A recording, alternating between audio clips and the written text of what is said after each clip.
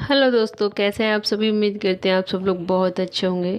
तो फाइनली जगत दीदी का एक और राज से पर्दा उठ चुका है।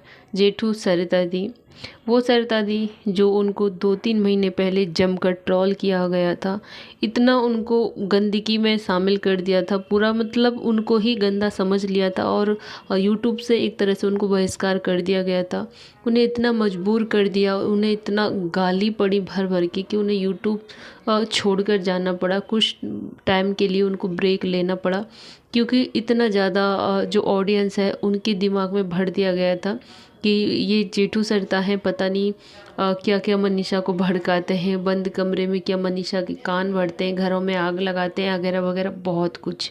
लेकिन अब सारी चीज़ें क्लियर हो गई कि किस तरह से सिर्फ एक दो इंसान ने किस तरह से सारे क्रिएटर्स के दिमाग में गंदगी भर दी और किस तरह से उनको बुरा और गंदा साबित कर दिया सरिता दी को। अब उनको उनकी गलती का एहसास हुआ। सरिता दीदी ने एक वो बहुत अच्छी बात की थी कि सच सच कभी हारता नहीं है, थोड़ी देर के लिए छिप जाता है लेकिन ज़रूर आता है।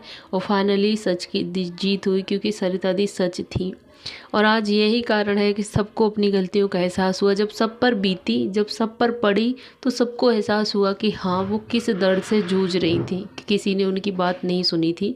तो सभी एक क्रिएटर्स ने जा के उनसे माफ़ी मांगी, जो ऑडियंस थी उन सब ने उनसे जाके माफ़ी मांगी। तो फाइनली सरिता दीदी का भी इस पर कल रात एक वीडियो आया जो कि उन्होंने ये बात खोली, इस रात से पर्दा उठाया कि बंद कमरे में क्या था, बंद कमरे में क्या उन्होंने मनीषा के 2-2 3-3 घंटे कान भरे थे, आखिर उनकी मनीषा से बात क्या हुई थी। तो उन्होंने बोला कि मनीषा, नेहा, सचिन तीनों लोग गए थे सरिता दीदी के घर पर।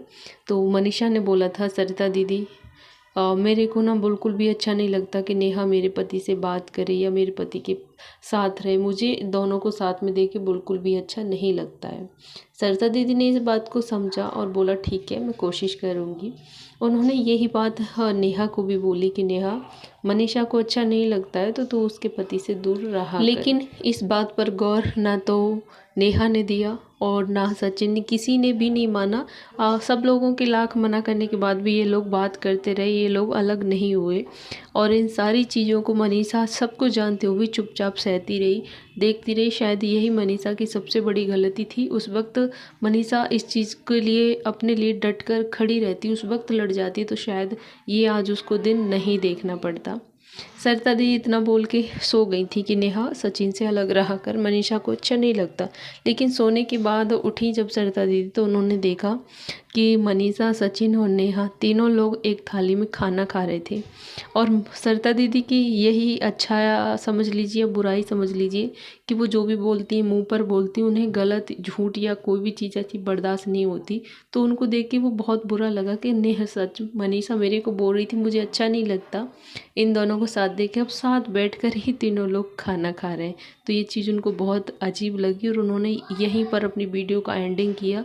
ये एंडिंग पूरी नहीं थी, सिर्फ एक छोटा सा झलक था उस कहानी का, उस राज का जिससे वो पर्दा उठाने वाली हैं।